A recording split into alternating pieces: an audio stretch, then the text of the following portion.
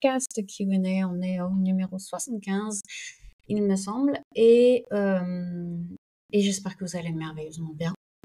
Moi, oui, franchement, ça va vraiment, vraiment bien. Je crois que c'est la semaine dernière que je parlais de mon mal de dos. Bon, bah, mon mal de dos est complètement parti.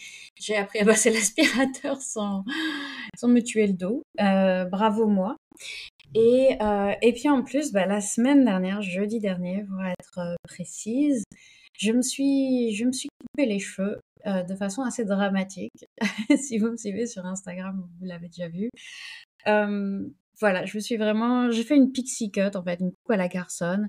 Ça faisait, ça faisait des décennies, je pense, que j'avais envie de le faire. J'avais envie de tester. Je me suis jamais coupé les cheveux aussi courts.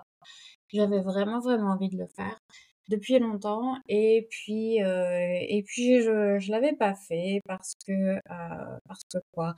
Parce que j'étais pas sûre que ça m'irait, et en parallèle de ça, la personne avec qui j'étais n'était pas super motivée à l'idée que je me coupe les cheveux ou que je n'ai plus les cheveux longs. Et voilà, donc je ne suis plus avec cette personne, ce qui fait que j'ai décidé de me lancer, en fait. J'hésitais entre une coupe un peu plus safe, un peu plus longue, et celle-ci. Ma petite sœur, bless her heart, elle m'a dit va pour la courte, ça va trop bien t'aller. Et puis ouais, une fois que j'étais chez la coiffeuse, elle me disait je pense que les deux vont bien t'aller, choisis ce que tu veux. Et je me suis dit attends, j'avais peur, mais je l'ai fait en ayant peur. Voilà. Do it, I'm scared, do it scared. Voilà, exactement ça, comme dirait Séverine. Big up à Séverine. Et du coup, voilà, je me suis dit, écoute, je suis là, c'est le moment ou jamais, il faut le faire. Et du coup, j'ai fait un post Instagram justement pour en parler un peu, parce que depuis, donc là, à l'heure où j'enregistre ce podcast, on est lundi. Je les enregistre de plus en plus tôt. Je sais pas si vous avez remarqué. Mais normalement, mon jour, c'est le mercredi. Ces derniers temps, je le faisais le mardi. Et là, je me suis dit, vas-y, je vais le faire lundi. Je suis sur ma lancée. Bref. Depuis, du coup, ces derniers jours, j'ai vu plein de gens et j'ai été impressionnée par le nombre de femmes qui m'ont dit, j'aimerais trop le faire, j'aimerais trop tester, mais j'ai trop peur, j'ose pas. Et ça m'a frappée, et surtout ça m'a rendue triste en fait, parce que bah, comme j'en discutais avec Lou, avec une de mes clientes qui a fait ça elle aussi, qui a fait une pixie cut il y a quelque temps, et qui est passionnée par la coiffure, par ce genre de considération. C'est vrai que les cheveux d'une femme, c'est quelque chose d'important, c'est quelque chose qu'on le veuille ou non,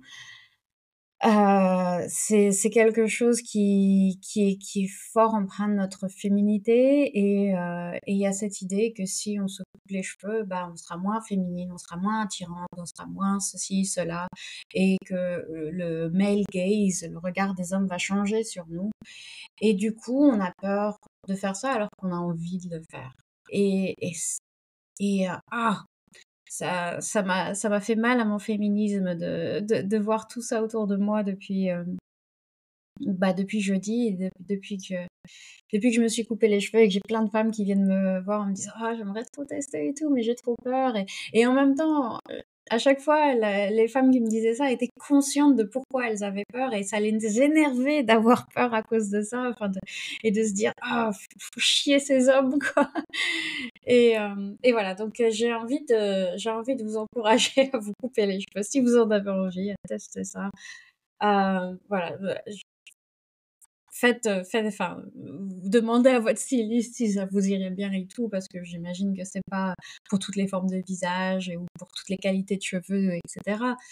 Mais voilà, si vous avez envie de tester, que ce soit une coupe pixie, garçonne ou autre chose, ou même de vous couper les pointes, franchement, foncez.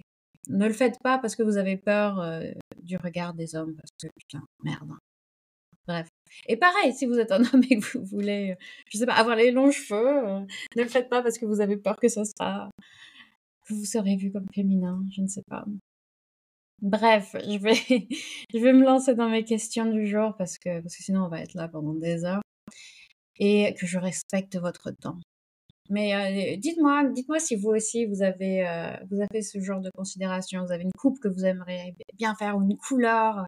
Des fois, c'est ça aussi. Il y a quelques années, je m'étais fait les cheveux en turquoise et violet et c'était trop cool et j'adore. J'adorais. Mais c'est vrai que bah, c'est aussi, il faut le porter, quoi. Il faut le porter, le turquoise. Et, il faut avoir un peu de fun, en fait. Il y a ça aussi, pardon, après j'arrête et je passe aux questions. Mais c'est comme je disais dans mon post Instagram que j'ai perdu mon père il y a 6 ans d'un cancer assez foudroyant, assez agressif. Et, et depuis, je suis vraiment consciente du fait qu'on n'est pas là pour longtemps et que tout peut s'arrêter très rapidement et sans prévenir. Et Et depuis, je me dis aussi beaucoup, mais la vie, c'est pas aussi sérieux que ça, en fait. Enfin, ça paraît un peu contradictoire, mais c'est plus dans cette idée que, bah, on n'est pas là pour longtemps, alors autant en profiter autant que possible, autant se rendre la vie belle autant que possible, autant prendre soin, évidemment, de son corps. Et je dis pas qu'il faut faire n'importe quoi, et évidemment, il faut, mais c'est pas, voilà, il faut bien prendre soin de ça pour en profiter le mieux possible et le plus longtemps possible parce que ça dure pas longtemps.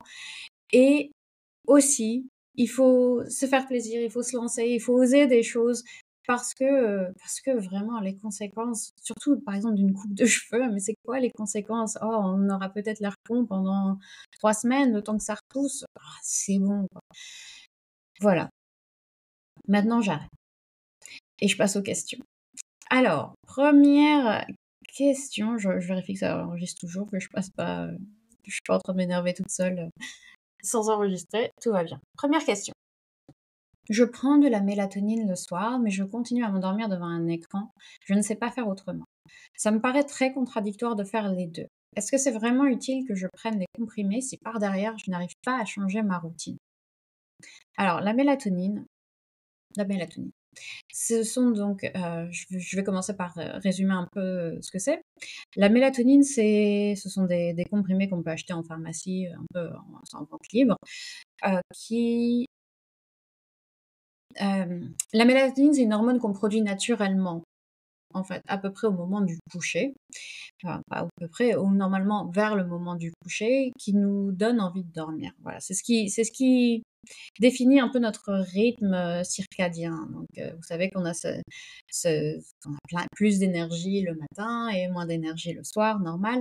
C'est en partie à cause de l'adénosine. Donc il y a les 2 hormones du sommeil, l'adénosine et la mélatonine. L'adénosine, on en accumule au cours de la journée et plus on en a, plus on a envie de dormir.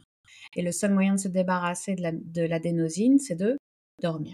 La mélatonine, ça fonctionne de manière un peu plus différente. Ça monte et ça descend en vagues, en ondes au cours de la journée.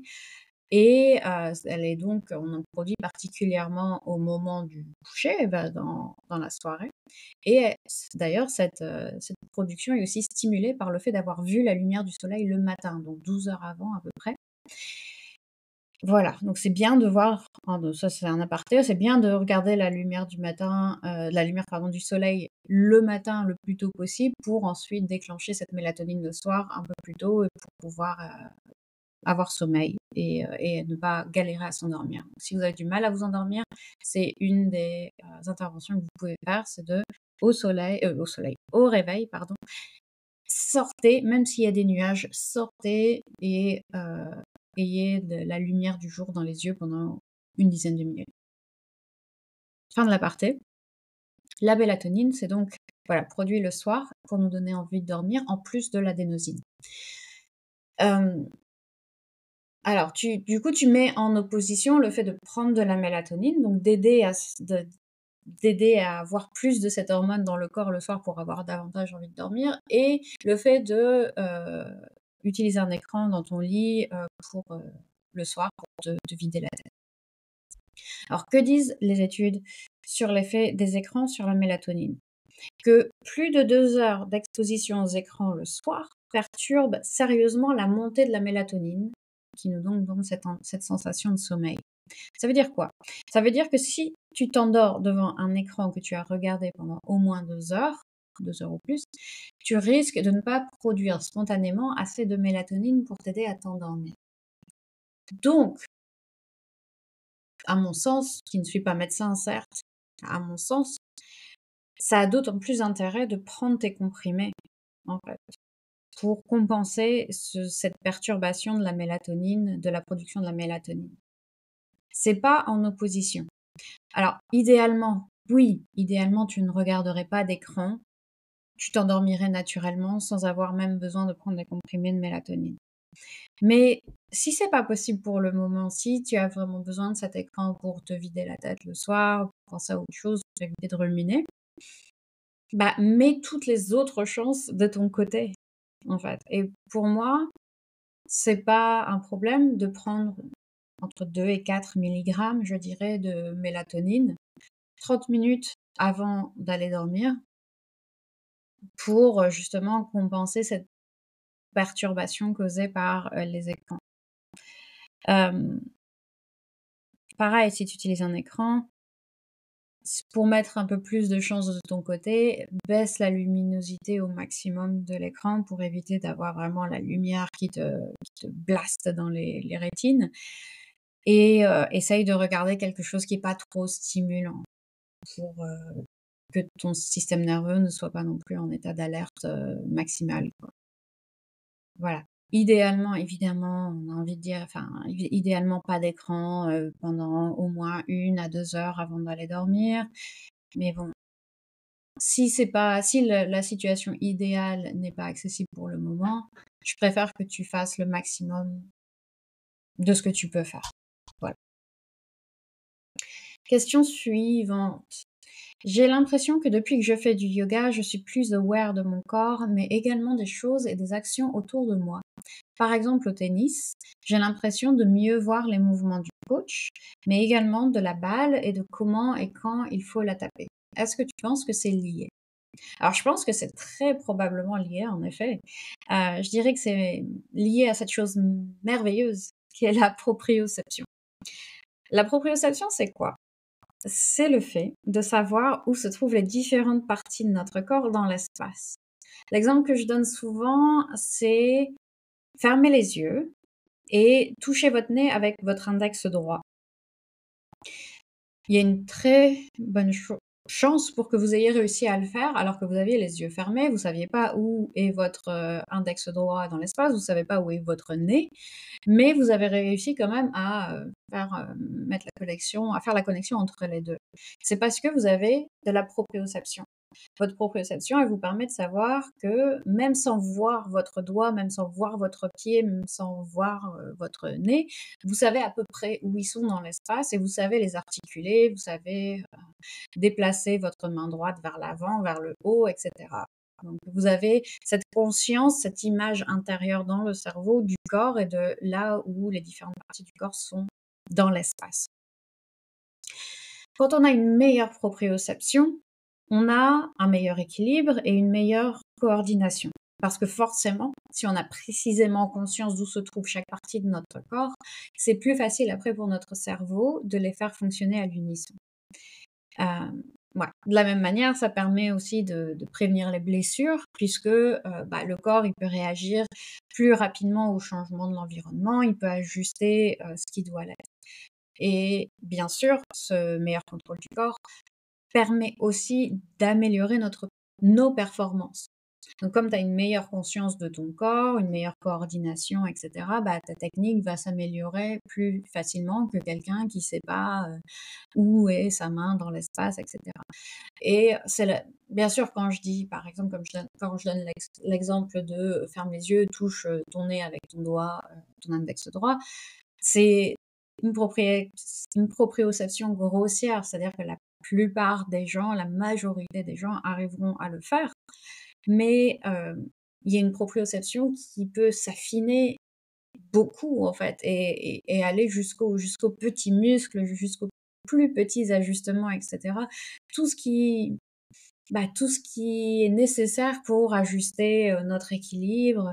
Rien que le fait de marcher, si vous réfléchissez à tout ce que ça implique comme mouvement musculaire, comme vraiment comme, micros ajustements et oui, ajustements, adaptation du corps, de lever un pied, de tenir en équilibre sur l'autre pied, de le poser au sol au bon moment, et cetera. Donc c'est rien que le fait de marcher, c'est un système, un mécanisme, vraiment incroyable.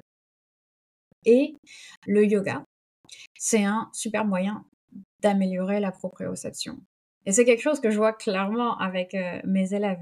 Si j'ai un élève que je rencontre pour la première fois qui n'a jamais fait de yoga, si j'essaye de lui faire un guerrier 2 par exemple, et que je lui dis rapidement: «Bon OK, avance ton pied droit, tourne ton pied gauche à 90°, écarte les bras, paume vers le bas, regarde vers le majeur de ta main droite». Je vous raconte pas la panique de la personne en face de moi. Si je lui dis de faire tout ça super rapidement, bon, je le ferai jamais évidemment, même à quelqu'un d'expérimenté, mais quand je commence à travailler avec quelqu'un, notamment quelqu'un qui n'a jamais fait de yoga, pour lui un guerrier 2 ou n'importe quelle autre, posture, je vais lui donner 2-3 indications peut-être et lentement pour chaque posture, on va vraiment y aller, petit à petit pour déjà se familiariser avec les postures en elles-mêmes et puis parce que je sais que quelqu'un qui n'a jamais fait de yoga et potentiellement jamais fait très peu d'exercices, sa proprioception, elle va pas être extraordinaire. Donc on y va tranquille. Mais petit à petit, au fil des séances, je sais que je peux me permettre d'ajouter plus d'indications, de raffiner chaque mouvement, d'aller plus vite, et cetera.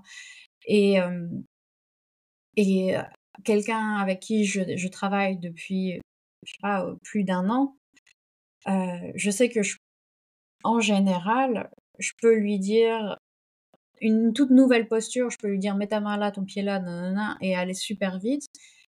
Il va vraiment y arriver sans problème ou avec très peu de problèmes. Des fois, il va devoir me regarder 5 minutes juste parce que enfin 5 secondes parce que voilà, c'est une nouvelle posture, il est pas sûr, il veut s'en assurer.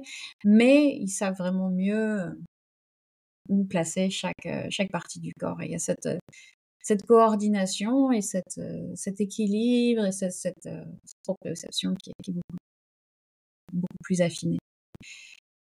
Et voilà, donc comment ça se fait que le yoga nous aide à faire ça? C'est parce qu'il nous fait explorer plein de postures différentes, dans lesquelles on tâche de rester en équilibre et de trouver le positionnement idéal où on se sent stable et en sécurité.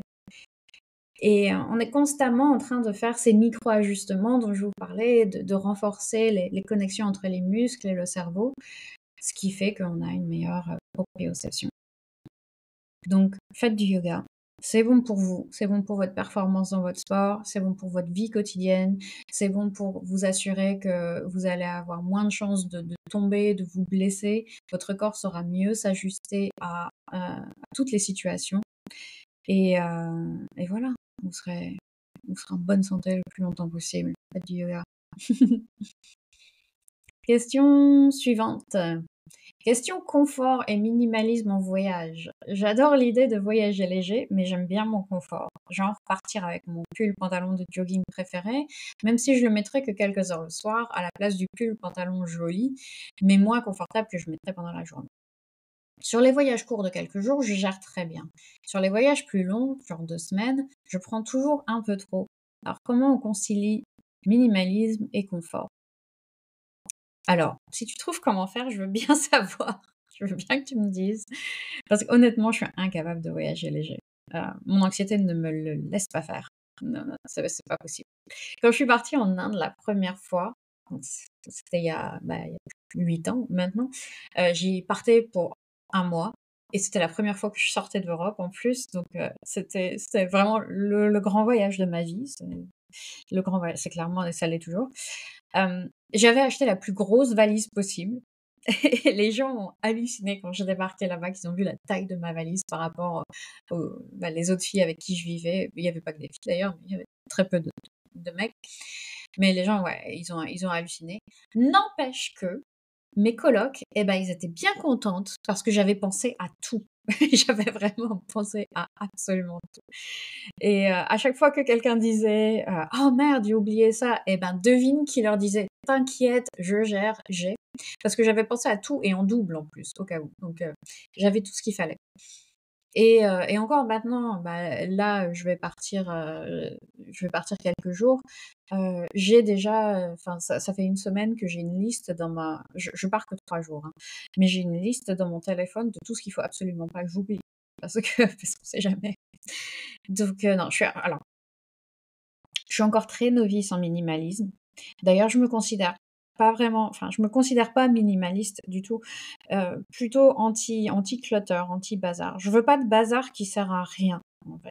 Je veux utiliser tout ce que j'ai, je veux que tout ce qui est autour de moi dans mon appart, je je vais l'utiliser ou je l'utilise régulièrement. Voilà, je veux pas de garder des trucs en triple exemplaire au cas où, alors que je sais très bien que je l'utiliserai jamais. Donc dans ce cas, pour les voyages, si tu utilises tout ce que tu prends, comme le pantalon confortable que tu mets le soir, par exemple, perso, je vois pas de problème, en fait. Parce qu'il y a rien de pire que d'être obligé de passer sa soirée en pantalon pas confortable parce qu'on a préféré voyager léger. Je dis non. Si c'est au prix de ton confort, je dis non. Pour moi, le confort, ça prime toujours sur tout et ça prime surtout aussi, notamment sur le minimalisme. Non, non, il faut être à l'aise. Faut être à l'aise.